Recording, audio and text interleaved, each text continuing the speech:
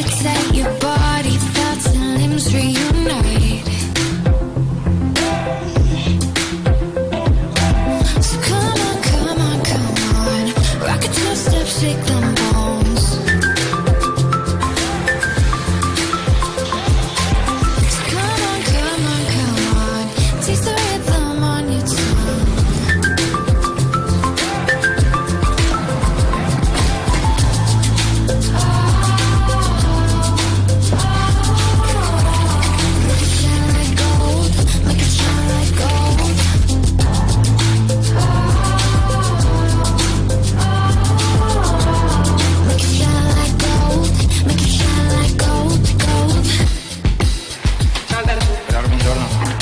Get down from that high horse, ride this feeling with us.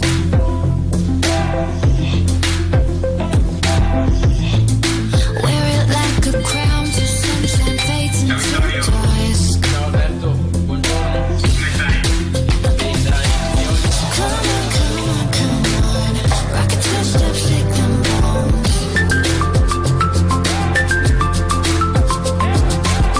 Come on, come on, come on, taste the rhythm on your tongue.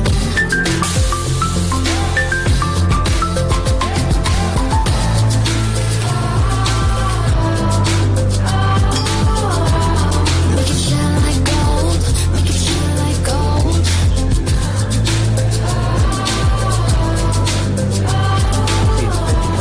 shine like gold, make it shine like gold, gold. I see the lights changing, I see the lights changing.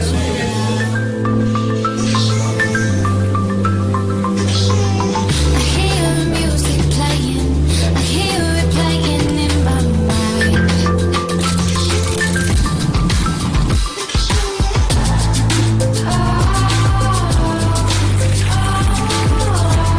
Make it shine like gold, make it shine like gold. Stiamo tornando a casa e però Make it shine like gold, make it shine like gold, gold. Make it shine like gold, make it shine like gold. Make it shine like gold, make it shine like gold.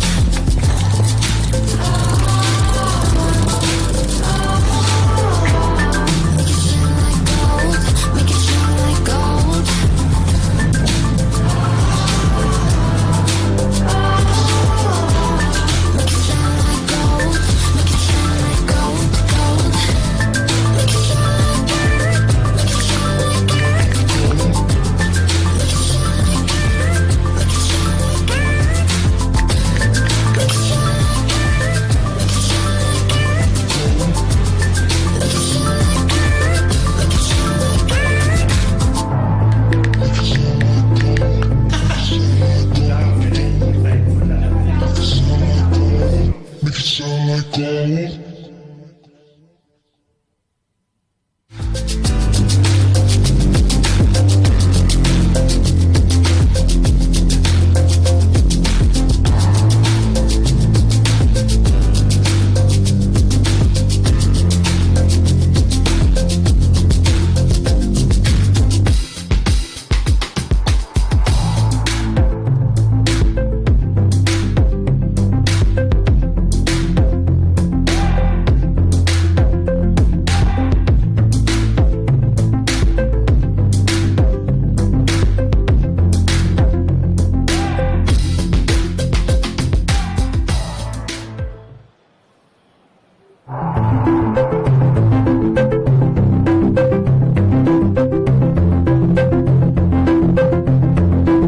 Buongiorno a tutti, siamo qui collegati dalla Fiera di Verona e per parlare oggi di sport e formazione. Io sono Andrea Schiavon, sono un giornalista di Tutto Sport e con me qui accanto c'è l'assessore allo sport del Comune di Padova Diego Bonavina e collegata con noi c'è Manuela Levorato, atleta, Buongiorno. già atleta dell'aeronautica militare e tuttora aviere. Manuela, qual è la qualifica esatta? Primo aviere capo. Primo aviere capo, ok, perfetto. Allora abbiamo il primo aviere capo Manuela Levorato che appunto è stata il volto simbolo della velocità azzurra per un lunghissimo periodo, dai primi anni 90 fino a poco tempo fa, e adesso continua a essere molto vicina al mondo dello sport nel ruolo di vicepresidente della Federazione di Atletica Leggera per il Comitato Regionale Veneto. E invece appunto Diego, che è qui con me, appunto l'ho presentato nella sua veste istituzionale di assessore allo sport, ma il suo contributo al nostro dialogo di oggi sarà molto più ampio, perché nella sua vita, ne parlavamo poco fa, è riuscito a condensare più vite. È bravo, perché noi di solito ci accontentiamo di viverne una, lui ne ha volute vivere almeno tre. Cioè, ha vissuto la vita del calciatore professionista, approdando fino alla Serie A col Treviso e poi chiudendo la carriera nel Padova, e poi la vita che, quando non ha impegni istituzionali, è ancora la sua vita quotidiana, quella dell'avvocato. E tra l'altro, appunto, proprio anche questo è un tema che può stimolare, visto che siamo in un ambito formativo e scolastico. Diego è l'incarnazione del fatto che sport e studio possono andare di pari passo, e possono farlo anche ad alti livelli. Allora, poi ci sta raggiungendo anche Francesco Bettella, che è uno dei più validi rappresentanti del mondo paralimpico, in particolare del nuoto paralimpico, e anche lui, anche in questo caso, ha un percorso accademico di altissimo livello, e tuttora lavora, è ingegnere e tuttora lavora all'interno del Dipartimento di Ingegneria Industriale dell'Università di Padova. E poi, appunto, a fare un po' gli onori di casa, colui che ci ha invitato in veste di amministratore delegato di ENAIP Veneto, darà un contributo al nostro dialogo, Giorgio Sbris. Se Diego me lo concede, comincerei da Manu, primo perché Manu è stata così gentile da prestarci come set anche casa, presumo. Casa o ufficio? Sì. Siamo in casa. E direi che il legame, hai voluto rimarcare il legame con lo sport anche dallo sfondo che hai scelto per questo collegamento, perché Ma sì, assolutamente. Tra l'altro, insomma, pure il mio compagno viene dalla stessa specialità, correvamo tutti e 200 metri, perciò a casa nostra, per forza di cose, si respira molto sport, e dunque quando ho visto questo bel quadro, ecco, con una pista al cielo, non potevo che portarmelo a casa. E sì, perciò lo trovo uno sfondo adeguato, ecco, al nostro incontro. ecco, per completare la tua presentazione, ricordiamo, è una cosa che, per quanto sia una frase, un luogo comune degli atleti che dicono che i record sono fatti per essere battuti, però nel frattempo da più di 20 anni il record italiano dei 100 metri non è stato battuto, è ancora di Manuela Levorato, 11,14, se ben ricordo. Sì, Andrea, ricordi molto bene, trovo anch'io questa cosa incredibile. Innanzitutto saluto tutti voi, io mi sento lusingata e orgogliosa oggi di passare del tempo con voi e a parlare di queste cose importanti che poi mi riportano ricordi molto forti di scuola e di sport e di scelte altrettanto importanti. E sì, è un record che dura incredibilmente da 20 anni, e sarebbe anche ora, io aspetto una ragazza che possa migliorarlo. È tempo di farlo. È tempo assolutamente di svecchiare questi. Sì. I record sono fatti per essere migliorati. Infatti, quando intervisto, mi è capitato anche qualche tempo fa, Vittoria Fontana, che viene indicata come la tua più probabile erede, ogni tanto la punzecchio e dico sì, sei l'erede di Manu, però il record ce l'ha ancora Manu. Fai molto bene, Andrea, poi tra l'altro tu sei un artista del punzecchiare, perciò bene ad alimentare queste piccole sfide. E poi voglio anche ricordare, insomma, che poi è un atleta in casa Fiamme Oro, Dalia Caddari, che è molto Però lei forte è anche più- sui 200 più metri, duecentista, oltre sì. a Vittoria Fontana. Così parliamo anche un po' di sport, oltre che di scuola, che non può che fare bene. Poi nel delineare i possibili temi di oggi, e così entriamo anche in qualcosa che può interessare le classi collegate con noi e i ragazzi che stanno affrontando un percorso scolastico e anche quelli che affrontano un percorso sportivo.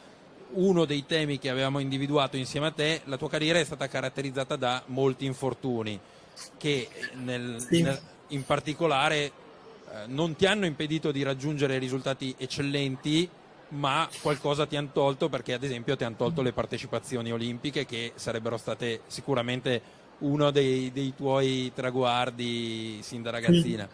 Ecco, Sì. il tema, io ho pensato a questo parallelismo, in che cosa un infortunio a che cosa possa essere paragonato in ambito scolastico, e ho pensato all'infortunio come a una bocciatura o comunque a un qualcosa che ritardi il tuo percorso scolastico, perché l'infortunio ti fa tornare indietro di fatto o ferma il tuo tempo sportivo per un certo periodo. Quindi, partendo da questo parallelismo, prova a dire ai ragazzi adesso come si riparte dopo un infortunio / bocciatura, cosa deve scattare nella mente di un atleta e di uno studente per dire ok, l'infortunio non mi fermerà, la bocciatura non mi fermerà perché io ho un traguardo in testa e lì voglio arrivare.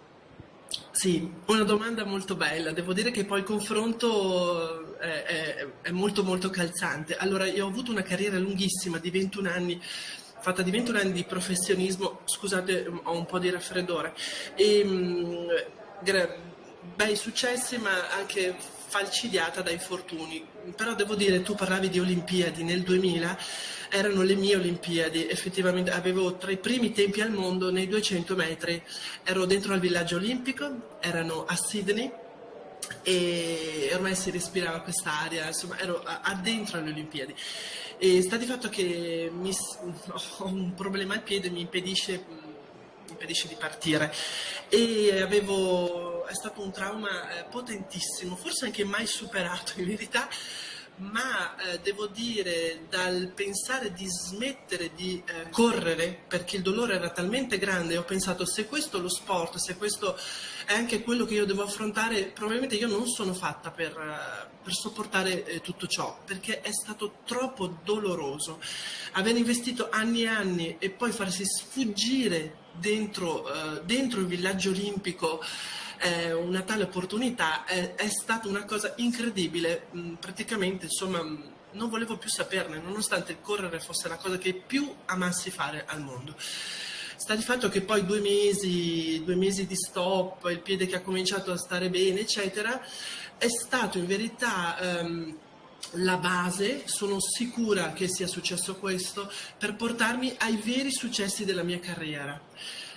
Lo scotto è stato grande, ma in qualche maniera mi ha rafforzato talmente tanto che non solo l'anno dopo ho fatto il mio record italiano che dura da 20 anni, tant'è poi mi ha talmente tanto rinforzato questa cosa, ma 2 anni dopo ho vinto anche le mie medaglie più importanti e dunque sono Ai campionati europei di Monaco. una specie di vaccino, se vogliamo poi parlare di questo periodo di vaccini, per rinforzarmi. Sono sicura che appunto le difficoltà facciano crescere molto. Un infortunio come una bocciatura la trovo una cosa incalzante.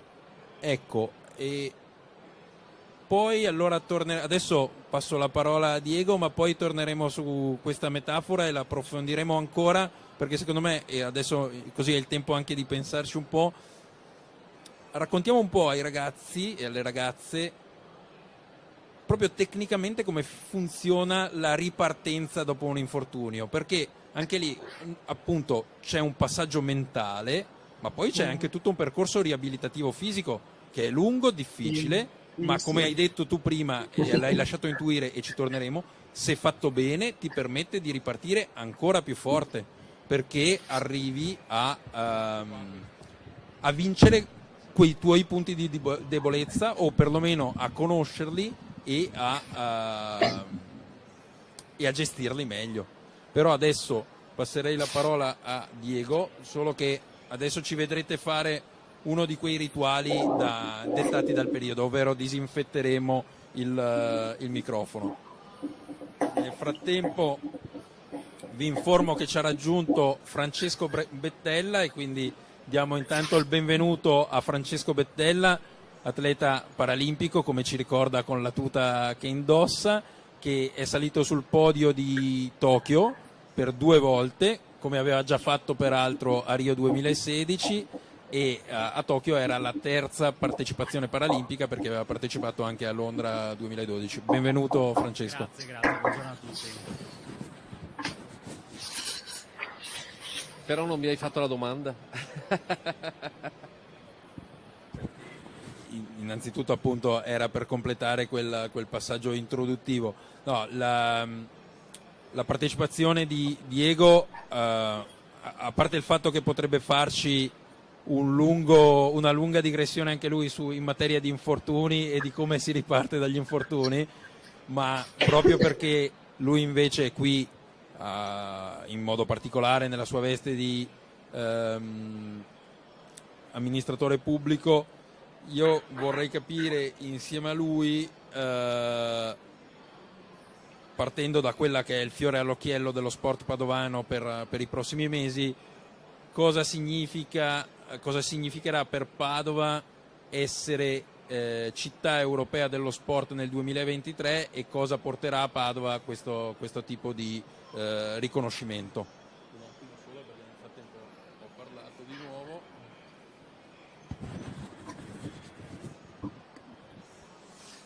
Grazie mille, buongiorno, ciao a tutte e a tutti, saluto con grande piacere Manuela, è un piacere sempre ascoltarla, sono esperienze di vita e di sport e condivido al 100% quello che ha detto Manuela fino adesso. Una prima pillola importantissima è stata data sui valori dello sport che sono tipici in un percorso come quello che ha fatto Manuela e quello che ha fatto dopo la carriera credo che lo testimonino. Allora io parto da questo bellissimo riconoscimento che è Padova città europea dello sport, che io lo considero nello stesso identico istante come un punto di arrivo ma come un punto di partenza. Il punto di arrivo è evidente, io ormai rivesto questo ruolo di assessore allo sport da 4 anni e mezzo di una città importante come quella di Padova, una città che ha sempre vissuto per lo sport e a favore dello sport. Abbiamo degli esempi meravigliosi a Padova di sport e quindi io mi sono ritrovato in una struttura e in una città che già era molto predisposta allo sport. Io ho cercato di mettere a disposizione quello che lo sport mi aveva insegnato, ossia la passione e le emozioni che si provano da atleta e quindi quello che uno ha provato durante la sua carriera, ma dopo io ho avuto delle altre esperienze molto belle, che sono l'esperienza per esempio di aver fatto l'allenatore di una squadra di ragazzini e quindi cominci a capire il pensiero di questi ragazzini ed è fra tutte le cose che ho fatto nella mia vita, quella è una cosa che tante volte anch'io stesso mi dimentico di riportare, ma è in assoluto l'esperienza più bella, perché è quella che mi ha fatto imparare il pensiero dei ragazzi ed è una cosa secondo me straordinaria.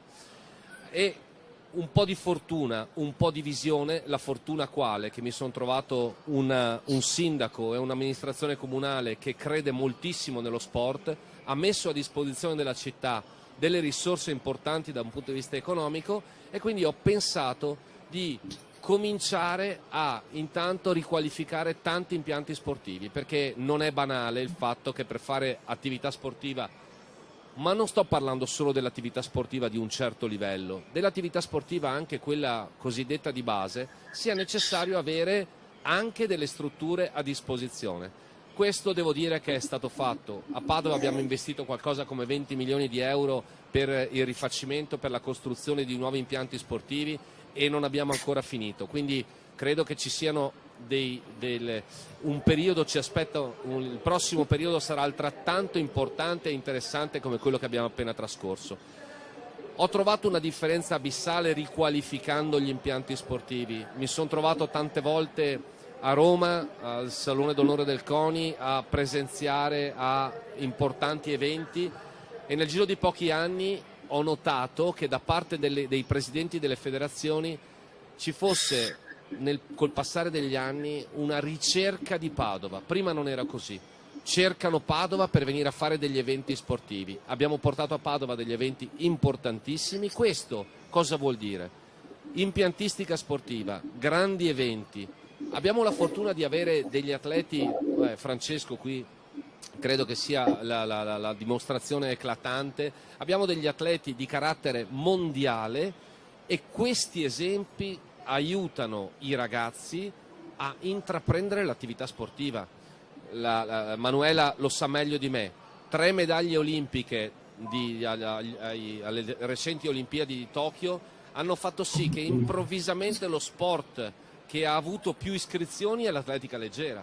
Ma è chiaro, perché i bambini guardano quello che è il grande campione, e il fatto di avere a Padova dei grandissimi campioni aiuta anche la pratica sportiva.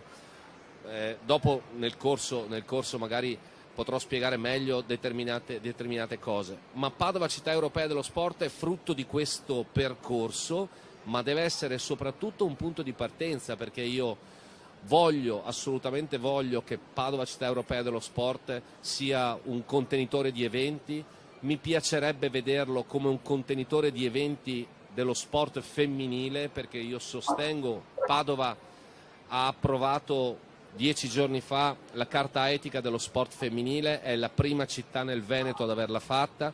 Abbiamo preso spunto da delle città importanti come Torino, come Bologna, l'abbiamo fatto anche a Padova. Non è una carta fatta solo di carta, è una carta fatta di contenuti, proprio perché io ritengo che lo sport femminile debba avere, non entro nel merito delle distinzioni di genere, di sesso, di razza, di tutto quello che sappiamo che non devono esistere da nessuna parte, a maggior ragione nel mondo dello sport, e credo quindi che ci sia un percorso da fare per arrivare al 2023 pronti per rilanciare lo sport e ripartire da zero.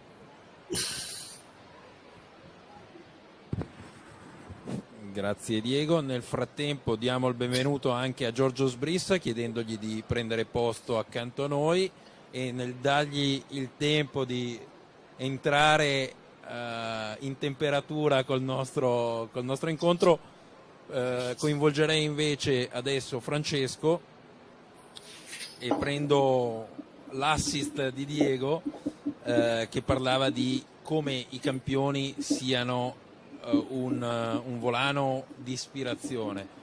La prima Olimpiade alla quale ha partecipato Francesco, Londra, aveva proprio come motto Inspire a Generation. Vedi, lo ricorda, lo stava sillabando, era bellissimo, lo trovavi dappertutto, e secondo me è uno dei massimi scopi dello sport, riuscire a essere di ispirazione nei confronti di chi ti guarda. A Francesco, che appunto con 3 Paralimpiadi alle spalle, chiedo questo. Negli appunti che abbiamo preparato prima di questo incontro c'è un passaggio molto interessante relativo alla tua esperienza, di quanto sia importante e fondamentale la differenza tra forza fisica e determinazione nello sport paralimpico, dove la determinazione e la chiarezza di visione nell'obiettivo che ti poni ti porta anche a trovare tutte le soluzioni che fanno passare in secondo piano la forza fisica. Raccontaci cosa rappresenta appunto questa polarità forza fisica determinazione nella tua esperienza quotidiana e nella tua esperienza di atleta.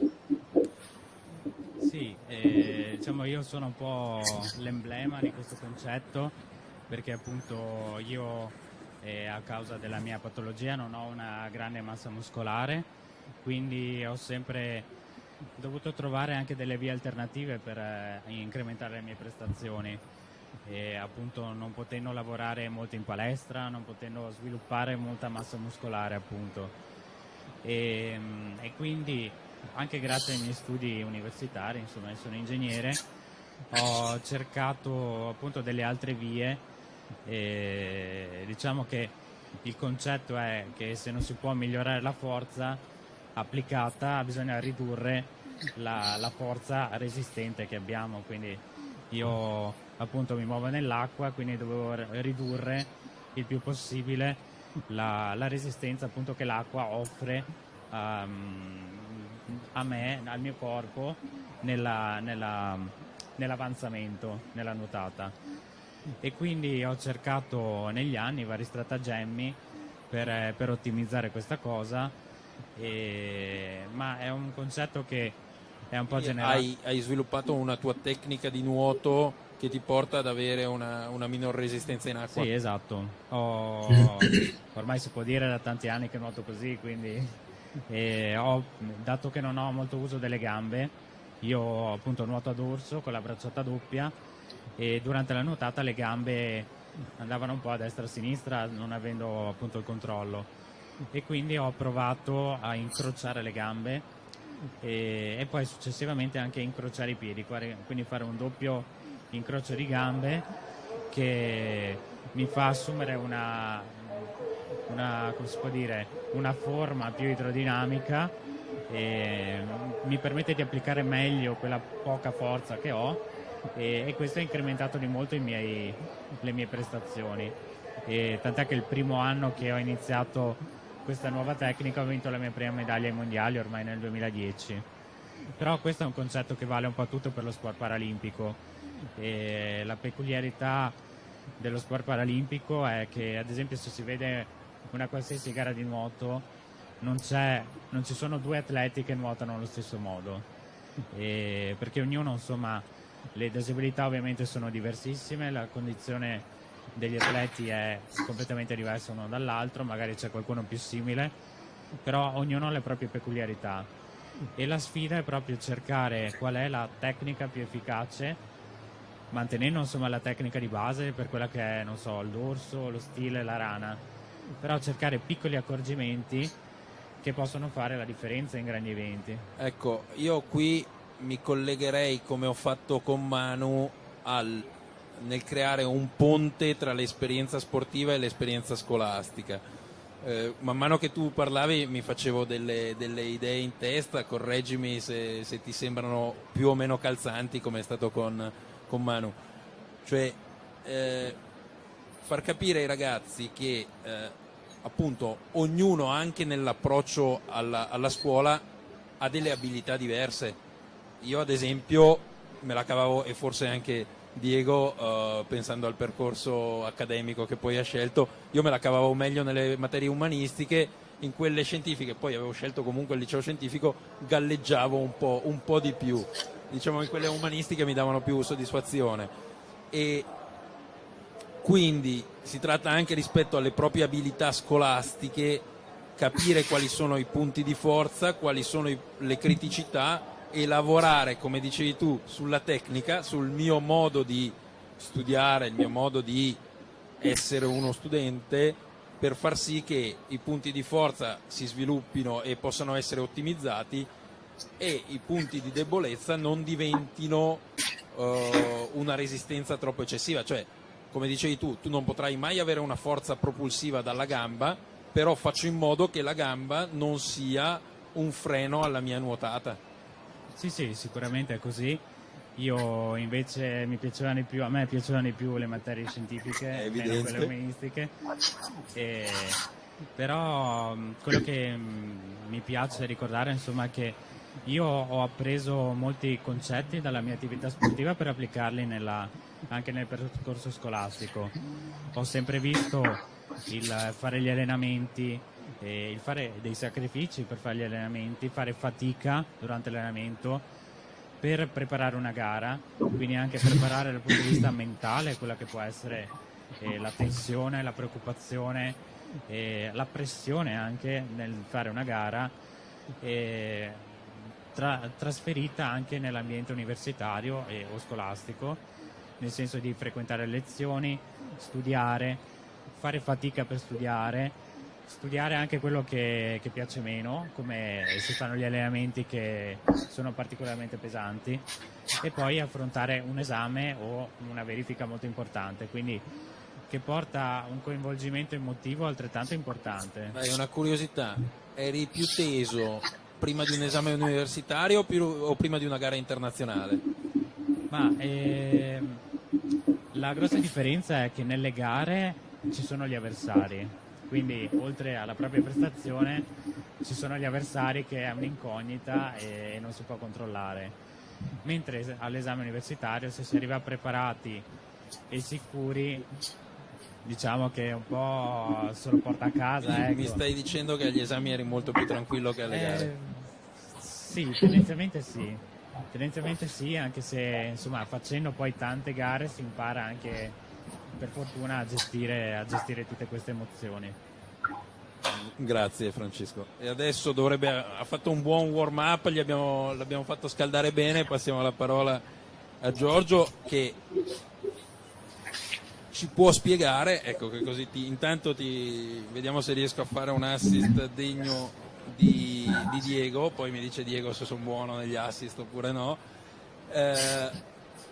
Giorgio, perché hai voluto che oggi qui a questa fiera si parlasse di sport e non di un'altra cosa riferito al mondo della formazione?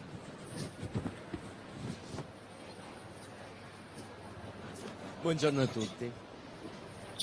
Innanzitutto vi ringrazio Manuela, Francesco, Diego e Andrea. Vi do una piccola promessa, ho fatto nuoto agonistico. A calcio, Diego lo sa benissimo, ero credo quelli che si mettono in porta, avete presente, perché non si sa dove metterli. E anche in porta mi davano indicazioni dove mettermi perché ero sempre nel posto sbagliato e Diego faceva sempre gol e si arrabbiavano con me. Va bene. Ho fatto nuoto agonistico per molti anni, io non so quanti di voi ha un'idea di cosa vuol dire fare nuoto agonistico. I primi anni delle superiori andavo a nuotare prima di andare a scuola.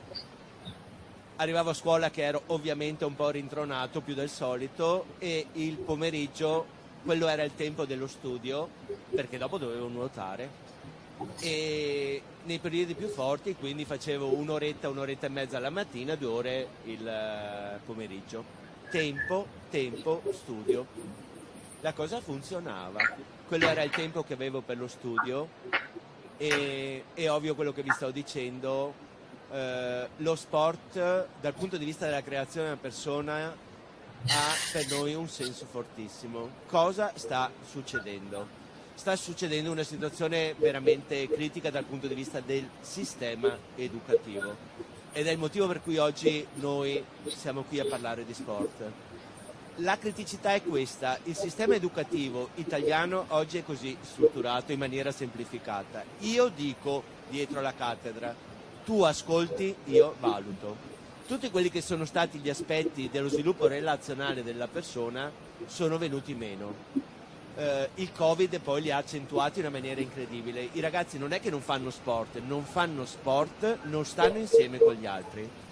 Oltretutto noi abbiamo un sistema dello sviluppo della persona che prevede che la relazione fra ragazzi sia all'interno di norme precostituite da adulti. I ragazzi da soli, con regole proprie, non ci stanno più. Poi noi ci raccontiamo che le macchine sostituiranno gli uomini. Non è vero, le macchine sostituiranno il lavoro degli uomini, ma l'uomo in quanto uomo anche dal punto di vista relazionale avrà sempre uno spazio fortissimo nel governo delle macchine. Ma questo lo stiamo perdendo. Io spero che non ci siano molti ragazzi in questo momento collegati. Sostengo che i ragazzi perdono troppo tempo dietro i banchi di scuola. Devono stare meno tempo a scuola, devono stare di più fra di loro all'interno di norme non costituite da terzi. Questa è una cosa importantissima. E non è una banalità perché, vi ripeto, questo sistema che oggi noi abbiamo ingegneristico, scusami Francesco, da un punto di vista dell'apprendimento può facilitare la specializzazione, ma non facilita tutto quell'aspetto che è proprio, chiamiamolo, della creatività, della relazione, di tutte quelle competenze trasversali che fanno sì che un'impresa, che anche questo è il nostro compito, sia più competitiva rispetto a un'altra, perché un'impresa è più competitiva se ha persone, lavoratori, che riescano a mettere insieme quel quid in più che effettiva a vincere sul mercato. Se poi immaginiamo sistemi di processi produttivi che stanno cambiando, che sono collegati al green, al digitale e quant'altro, a maggior ragione necessitiamo di questo, perché abbiamo uno scenario dove a digitale potremo correre il rischio di portare avanti in maniera ancora più forte questo sistema, io dico, tu ascolti, io valuto. Questo è un primo aspetto fondamentale per noi, per cui lo sport è un momento, un luogo in cui ragazze e ragazzi stanno insieme senza un governo assurdo sempre dei più grandi. C'è all'interno del team dello sport un governo, ci sono le regole, però è altra cosa. Aggiungo, guardate che stare all'interno di un team sportivo vuol dire avere ruoli predefiniti, questo non è che non ci siano, vuol dire dover rispettare nei tempi gli altri, chi corre di più, chi corre di meno, perché in un gioco a squadre è la medesima cosa che viene all'interno di un sistema di un'impresa. Anche questo la scuola fa fatica a dare. Lo sport è molto più bravo della scuola nel dare alle persone lo sviluppo della persona in questo aspetto qui. Questi sono in estrema sintesi i motivi fondanti, ma per noi importantissimi, per cui riteniamo che sia importantissimo questa alleanza scuola e sport. Ultima cosa, concludo. Abbiamo generazioni che abbiamo perso. Non sono solo le generazioni dei giovani di adesso, ma dobbiamo riprendere questo connubio sport-formazione molto anche con quelli che sono gli adulti. Perché? Perché siamo in un momento in cui molte generazioni di adulti, mi faccio riferimento in particolare alla fascia 30-40 anni, hanno vissuto sistemi educativi che non hanno dato queste possibilità e anche a loro dobbiamo darle. Quindi io sono felicissimo, in quanto anche padovano 2023, ringrazio l'assessore di questo, perché so benissimo che aver spinto è stato molto difficile, aver portato a casa un risultato è stato un risultato della comunità tutta in senso di governo a partire dal sindaco, però qui lo dico, scusami Diego, tante volte bisogna anche dire le cose, se portiamo a casa questo risultato come Comune di Padova lo dobbiamo anche tanto a te, e anche di questo ti ringrazio tantissimo. Grazie Giorgio, che ha messo ulteriore carne al fuoco dei punti che andremo a toccare nei prossimi minuti. Sì, con Diego tra l'altro di questa cosa di Padova città europea dello sport ne parlavamo anche, essendo io un padovano emigrato e vivendo a Torino, parlavamo di come ad esempio in questi giorni a Torino tra ATP Finals e Coppa Davis, di come gli eventi possano essere traino per una città, come era stato con le Olimpiadi invernali, e di come però sia fondamentale non solo l'evento in sé, ma anche tutta la legacy che si immagina del post evento, cioè cosa lascia alla città. Però avevamo lasciato prima Manu, con la quale abbiamo parlato, avevamo avviato un interessante parallelismo tra l'infortunio e le bocciature, come l'infortunio per un atleta possa essere paragonabile a una bocciatura. Sei d'accordo tu, Francesco? Sì. Sì. E appunto volevamo attingere all'esperienza di Manu, poi magari ci porti anche la tua esperienza su, non so se la tua carriera sia stata caratterizzata anche da infortuni. Per fortuna ancora no. Ecco, invece Manu in questo ha un master, diciamo. Ecco, Manu, dicevamo... Ne sono anche un po' orgogliosa. Scusate, mi sono scordata di portare anche i saluti preziosi del nostro presidente regionale FIDAL, Francesco Guagliati, che per motivi familiari oggi non è potuto essere con noi. Detto questo, ho trovato l'intervento del signor Giorgio Sbrissa molto molto interessante. Siamo tutti qui, questa piccola colonia di padovani, tra l'altro pure io di adozione, a dirvi appunto che insomma il connubio scuola e sport è estremamente importante. Per fortuna i tempi sono molto cambiati da quando andavo a scuola io, perché non ho avuto un percorso netto, ed è giusto, cioè, è una testimonianza anche questa, non ho avuto un percorso netto come magari avete avuto voi, in quanto insomma alle superiori ho avuto delle belle difficoltà nel decidere se proseguire la strada agonistica che impiegava molto molto tempo a quella scolastica, e ora insomma c'è molta più comprensione, per fortuna, per lo studente che ama fare anche sport. E ritornando, prima c'è stato un connubio simpatico tra appunto bocciature, infortuni, e poi anche ripetizioni. Le ripetizioni potrebbero essere un po' la riabilitazione, la ripresa da un infortunio, no? Ed è davvero sì, molto simile la cosa, perché ci vuole tanta costanza, in verità è un percorso che non sai se porterà al successo, ma ecco, io a tutti i ragazzi che purtroppo non posso vedere in questo momento e che abbraccio insieme ai loro insegnanti, vorrei dire insomma oggi è importante dirgli che è veramente importante credere in se stessi, credere nel percorso che si è scelto, e che le difficoltà ci stanno e Ecco, anzi secondo me, rafforzano Manu, molto. visto che tu hai citato Francesco Uguagliati, che appunto saluto anch'io,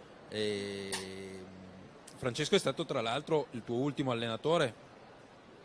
No, in verità no, non tra gli ultimi, sì. Sì, comunque ti ha allenato, Mi ha esatto. allenato, sì, Prima sì. ancora c'era stato Mario Del Giudice, cioè i due allenatori forse più forti e presenti nella tua carriera. E quando prima parlavamo dicevi l'infortunio, e hai parlato di ragazzi e professori.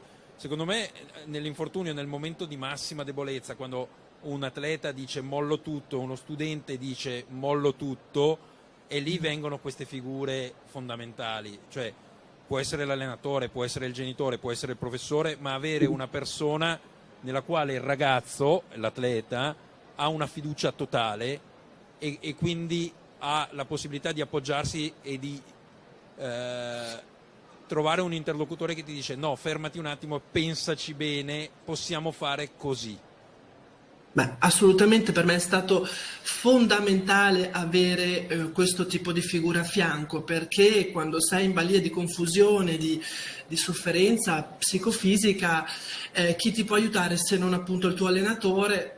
In questo caso potrebbe, che insomma per me è stato anche un secondo papà, e come può essere la figura importantissima di un professore, che a volte sa dialogare meglio anche di un genitore.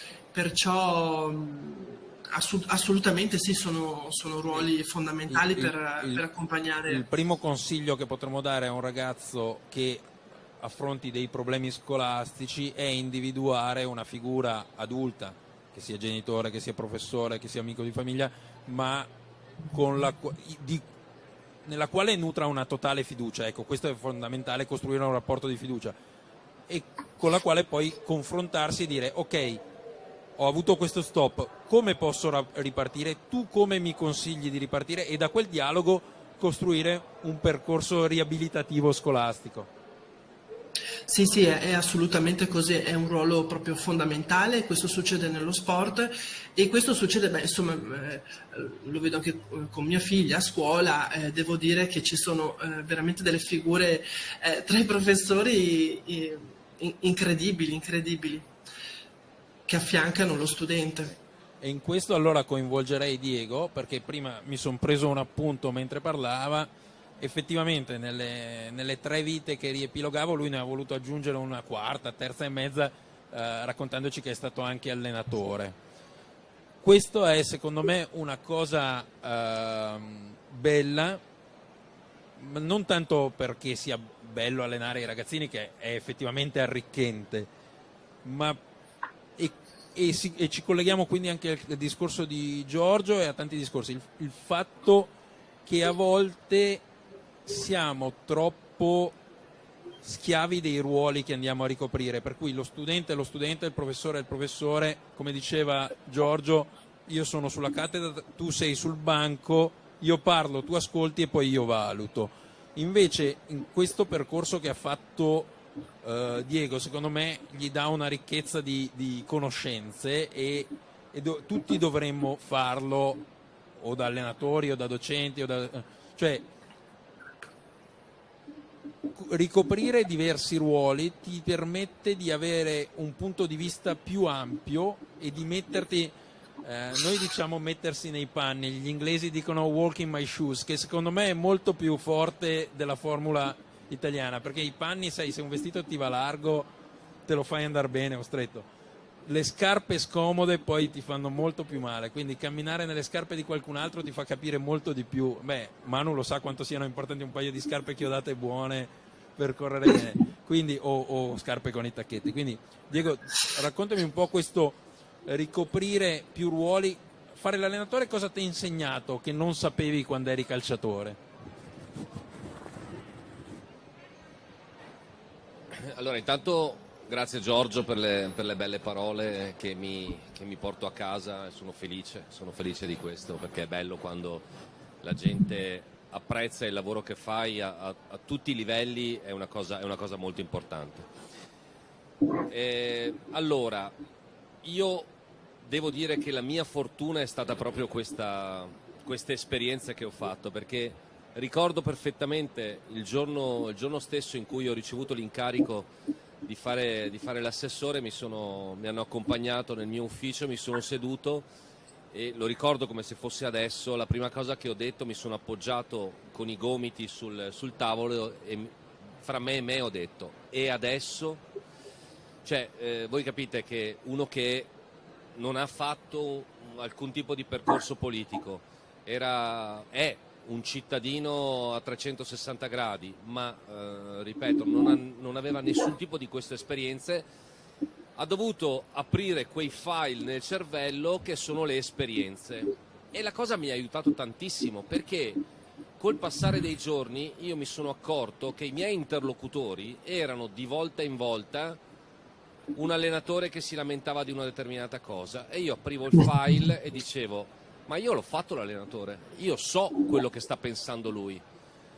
Arrivavano i dirigenti e io ho avuto la fortuna anche di fare 6 anni in Consiglio federale della FIGC in quota atleti, e quindi so quello che è il percorso di un dirigente sportivo, e quando mi si rappresentavano determinate situazioni portate avanti da un dirigente, io aprivo il file del dirigente e dicevo: è un'esperienza vissuta anche questa. Ovviamente gli atleti la stessa identica cosa, quindi effettivamente queste esperienze mi hanno aiutato tantissimo in questo percorso che sto facendo come amministratore pubblico. Ma questo è un discorso che si collega benissimo con quello che diceva Giorgio Sbressa prima, cioè sul discorso del rapporto scuola-sport. Io ho fatto un percorso di questo genere, adesso nell'Università di Padova sono felicissimo che ci sia la doppia carriera, il percorso della doppia carriera, che è un segnale importante che va nella direzione di far andare parallelamente i percorsi dello studente e dello sportivo. Quando c'ero io, non so per quale motivo, e lo dico con un briciolo di ironia, sia a scuola che all'università i miei esami erano sempre di lunedì, le mie interrogazioni erano sempre di lunedì, perché non so per quale motivo. Questo mi ha fortificato, devo dire, lo dico ai ragazzi che ci stanno ascoltando, perché il fatto di lavorare e di pensare con compartimenti stagni, cioè io la domenica ero assolutamente concentrato sulla mia partita, non appena finiva la partita, io la partita l'avevo dimenticata, perché il mio obiettivo era quello dell'esame o dell'interrogazione o del compito del giorno successivo, e non mi è mai capitato, lo dico proprio convintissimo, non mi è mai capitato durante un'interrogazione o un esame universitario di fermarmi e dire: cavoli, ma ieri ho sbagliato un gol incredibile. Questo non è mai successo, ed è una forza, questa è una forza, quella che secondo me poteva essere una penalizzazione che i miei professori, soprattutto del liceo, mi davano, in realtà è diventata una mia forza, perché mi ha fortificato e mi ha aiutato a crescere molto più velocemente per tutte le esperienze che ho avuto.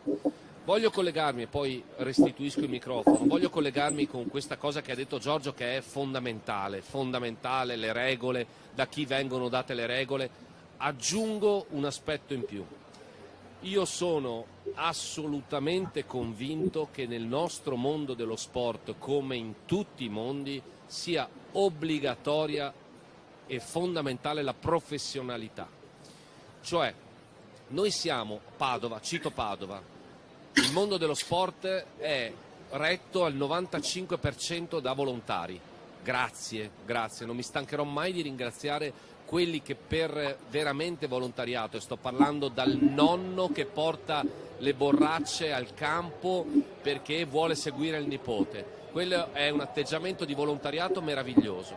Però le figure che sono demandate a insegnare, a educare e a fare le regole devono avere professionalità. Io, e la butto lì perché altrimenti staremo qua una vita, vogliamo parlare della riforma dello sport? È dalla legge 81 dalla legge 91 dell'81, che è la legge istitutiva dello sport, è la legge quadro dello sport dilettantistico, sport professionistico, che si parla della riforma della legge dello sport. Siamo arrivati oggi ad avere una legge di riforma dello sport fatta da persone che lo sport non sanno neanche dove sia di casa. Questo è un aspetto secondo me drammatico, perché la competenza e la professionalità in tutti i settori è fondamentale. Io sostengo che il percorso scolastico, il percorso universitario, il percorso formativo è fondamentale, perché noi dobbiamo formare delle persone e le persone più sono formate più aiutano a migliorare la nostra società.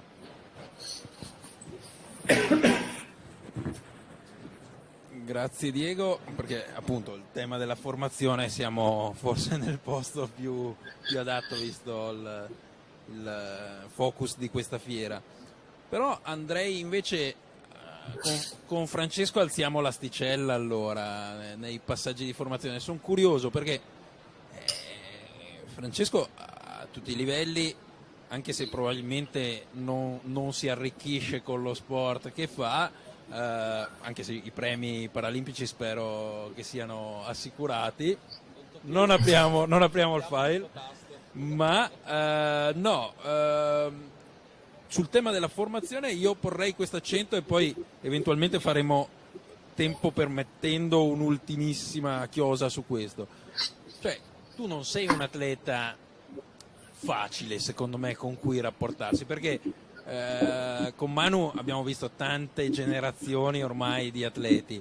Un conto è allenare un ragazzino di 15 anni, prenderlo sin da ragazzino, costruisci un rapporto fiduciario, ma molto spesso appunto hai la mente di un liceale.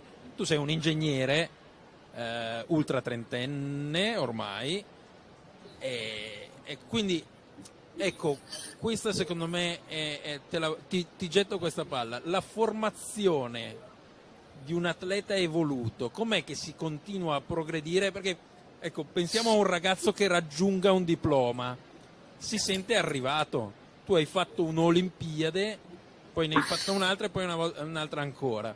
Cioè, com'è che raggiunto un traguardo si fissa un nuovo percorso di formazione in grado di portarti più in alto? Come cambiano magari le persone che lavorano con te, come cambia il tuo approccio al lavoro, cioè come passare da una fase di formazione primaria, diciamo, a una formazione secondaria e poi di alto livello. Credo che alla base di tutto, ed è una cosa imprescindibile, ci debba essere la passione, e questo è sicuro, perché se non mi divertissi a nuotare, anche se a volte non è così divertente, e se non continuassi ad avere le stesse sensazioni che ho quando entro in acqua da quando sono bambino, da quando sono entrato la prima volta, e sicuramente tutto questo non ci sarebbe. Poi la fase successiva è appunto fare i conti con le proprie ambizioni. Insomma, io dipende un po' dal carattere, io sono sempre stato uno molto competitivo e molto ambizioso, però cercavo sempre di pormi degli obiettivi che potessero essere in quel momento della mia carriera concreti e raggiungibili. Ovvio che il sogno di tutti gli sportivi è arrivare a vincere una medaglia alle Olimpiadi, però io quando ho iniziato la mia attività agonistica, diciamo sì, era un sogno, però la vedevo come una cosa talmente distante dall'atleta che ero, riservato solo agli atleti veramente di alto livello, e io non mi sentivo a quel livello. Quindi magari il mio primo obiettivo era vincere le prime medaglie a livello italiano e poi dopo averle vinte provare ad arrivare in nazionale e poi sempre qualcosa in più. Però nel mio caso, insomma, per quello che è la mia esperienza, la formazione sia per me che per il mio allenatore è quotidiana, perché appunto con la mia allenatrice storica e poi col mio allenatore attuale ogni giorno devo scoprire come reagisce il mio fisico al lavoro che mi viene proposto e come ho recuperato dal lavoro del giorno prima. E soprattutto i primi anni partivamo completamente da un foglio bianco, perché appunto la mia allenatrice aveva fatto tutti i corsi, aveva tutti i brevetti possibili e immaginabili di nuoto, però io non sono un atleta standard da allenare, proprio a livello fisico, di caratteristiche fisiche, e quindi la formazione per entrambi è stata reciproca ed è stata fondamentale. Anche lei imparava da me qualcosa ogni allenamento, come io cercavo di interpretare al meglio il lavoro che dovevo fare, e secondo me il segreto che mi ha portato ad arrivare fino dove sono arrivato è stata questa sinergia che ho anche adesso con un allenatore che non aveva mai visto i miei allenamenti fino a 3 anni fa, e quindi anche con lui ho dovuto iniziare non da una pagina bianca, perché avevo già un libro scritto con la precedente allenatrice, però lui è stato in grado di adattare le sue idee, i suoi concetti di allenamento che adotta per gli atleti normodotati alle mie caratteristiche, e per fare questo ho dovuto imparare molte cose da me. Se posso aggiungere solo una cosa, riprendendo l'ultimo concetto che ha detto Diego a riguardo della formazione e della professionalità, alle ultime Paralimpiadi di Tokyo il nuoto paralimpico ha vinto 39 medaglie delle 69 totali che sono state vinte alle Paralimpiadi, e questo è stato un frutto di un percorso iniziato nel 2009 dalla Federazione Nuoto Paralimpico, che ha puntato moltissimo sulla formazione, e soprattutto negli ultimi anni la nostra federazione ha organizzato moltissimi corsi di formazione per istruttori di nuoto di FIN, istituendo il brevetto di istruttore e allenatore di nuoto paralimpico, e dando la possibilità di avere una capillarità maggiore nel territorio per essere in grado di allenare meglio gli atleti che già si allenavano e soprattutto quelli di alto livello, permettergli di fare un salto di qualità, ma per diffondere di più, per creare nuove società, per avvicinare altri ragazzi che magari vedevano le nostre gare in TV e volevano provare, però fino a un po' di anni fa non era così facile. Adesso si sta facendo un grosso lavoro, e i risultati a Tokyo sono frutto di anche questo percorso. In questo forse lo sport, mentre finora abbiamo massacrato poverina la scuola dicendo che è la scuola che deve imparare dallo sport, in questo secondo me lo sport deve imparare dalla scuola, cioè che, come ha giustamente rimarcato in maniera molto forte Diego, chi ha una responsabilità educativa non può dire sì, io faccio l'allenatore perché ho giocato a pallone o perché ho corso, ma deve avere un percorso di formazione adeguato sia tecnico sia pedagogico e di educatore, perché anche lì non bisogna accontentarsi. Io non mi accontento di un allenatore che sa tutto sulla tecnica, perché altrimenti me la posso studiare con un tutorial o se ho appunto un livello intellettivo elevato come nel caso di Francesco può dire, sai, mi alleno da solo, le tabelle d'allenamento me le posso anche fare, ma è un discorso, come ha rimarcato prima Giorgio, è un discorso di relazione, e dalla relazione tecnico-atleta, studente-docente che vengono dei frutti veri e duraturi e di alto livello.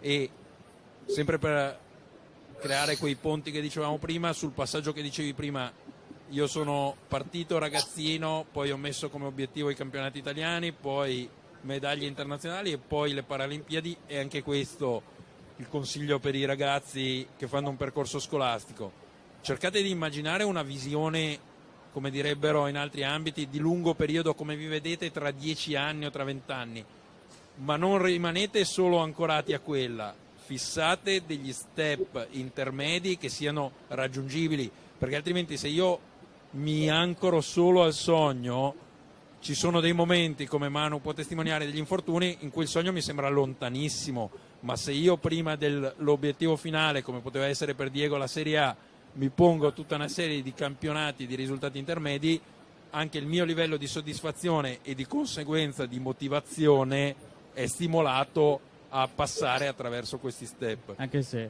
posso dire una cosa, anche perché non è detto che poi si arrivi esattamente dove si vuole arrivare. Magari trovi anche delle deviazioni, esatto, che ti piacciono ancora di più. Può essere che lungo il percorso si realizzi che quella determinata cosa poi effettivamente magari non è così proprio quello che si vuole e si devia. Ad esempio anch'io quando ho iniziato ingegneria meccanica volevo lavorare sulle auto, ed è sempre stato il sogno che mi ha accompagnato dalle medie fino alle superiori, ed è il motivo per cui mi sono iscritto a ingegneria meccanica. Poi entrato in ingegneria meccanica, le auto mi piacciono tantissimo, però ho deviato la mia strada verso un altro settore che è altrettanto stimolante e importante per me. Ovvio che lavorare con le auto rimane sempre un desiderio che ho, un sogno che ho, però sono altrettanto contento di lavorare nell'ambito in cui sto lavorando adesso, quindi bisogna essere aperti, anche non avere i paraocchi e andare avanti assolutamente per la Oppure strada. i tuoi primi risultati nello stile libero e poi le medaglie nel dorso. Sì, ognuno matura con gli anni le proprie capacità, le proprie peculiarità, perché possono anche cambiare col tempo. Ad esempio a noi sarebbe piaciuto a un certo punto vedere una Manu quattrocentista, ma fin là non siamo riusciti a convertirla.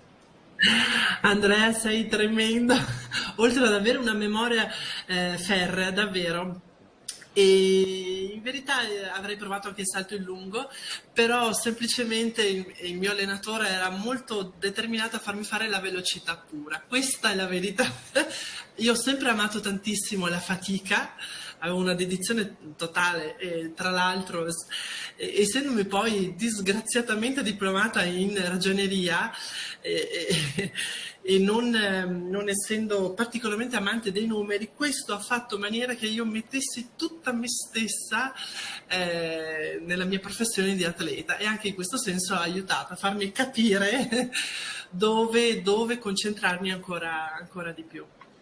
Va bene, io vedo che come tempi ci siamo, quindi per chiudere lascio la parola a Giorgio per tirare un po' le somme di questo nostro incontro e darci ulteriori appuntamenti col mondo ENAIP, che ha una sensibilità e una curiosità. Ecco, la cosa che mi è piaciuta soprattutto del mondo ENAIP, che è curioso e ha il coraggio di esplorare e uscire, per usare un altro termine che piace molto allo sport. Il mondo ENAIP sa uscire dalla sua comfort zone. Potrebbero stare là loro nel loro orticello della formazione, invece lanciano tanti sassi negli stagni intorno e osservano le onde che producono.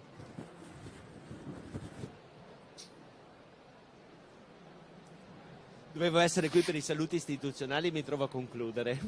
Grazie Andrea. Allora, Io credo che la domanda è cosa vogliamo fare domani da grandi rispetto al futuro, rispetto a questo tema dello sport. Vogliamo sicuramente riprendere tutto quello che questo maledetto virus ha bloccato. Dovete sapere che tutti i ragazzi di ENEP, quasi tutti, sono iscritti a un'associazione sportivo-dilettantistica che si chiama Fuori Classe. I nostri ragazzi devono fare sport. Poi definire quale sport è una scelta territoriale. Sicuramente un piacere che noi abbiamo è anche riscoprire tutti quegli sport, scusa Diego, che sono diversi dal calcio, perché l'offerta per i ragazzi nell'ambito del calcio è molto elevata, lo è meno su tutte le altre discipline sportive. Questa è la cosa. La seconda cosa che vogliamo fare è che questo avvenga anche tenendo conto di una serie di criticità che abbiamo riscontrato. Molti dei nostri ragazzi, i ragazzi normalmente nel Veneto fanno 11 km per andare a scuola. Questo non è un fatto secondo e questo va a determinare, nel diminuire il numero dei ragazzi, intendo ragazze e ragazzi sempre, il fatto che i comuni limitrofi che stanno intorno, noi abbiamo 20 centri di formazione professionale. È importante questa cosa, se sono in un capoluogo di provincia ho un'offerta formativa, anche sportiva, formativa e sportiva molto elevata. Se i nostri ragazzi frequentano un centro di formazione che è in un luogo diverso da un capoluogo di provincia, cosa succede? Al venire meno dei ragazzi, a un certo punto, se ci sono più società sportive che fanno la medesima offerta, saltano. Ma poi saltano tutte contestualmente. Noi cos'è che dobbiamo immaginare? Dobbiamo immaginare che anche lo sport entri a scuola e si comincia a immaginare i supporti ai servizi perché i ragazzi facciano sport. La dico diversamente. Se noi dall'inizio, dal primo anno, cominciamo a fare un ragionamento insieme e si programma che questi faranno atletica, questi faranno nuoto, questi vuol dire che tutti sopravvivano. E a questo punto chiediamo anche che i servizi di trasporto, per esempio, siano funzionali al fatto che i ragazzi possano fare sport. Perché guardate che ci sono tanti ragazzi che vogliono farlo, ma il pullman non c'è, non viviamo tutti a Padova. Io adesso abito nell'Alta Padovana. Se un ragazzo nell'Alta Padovana vuole frequentare attività sportiva, deve andare a Cittadella, deve prendere un mezzo di trasporto.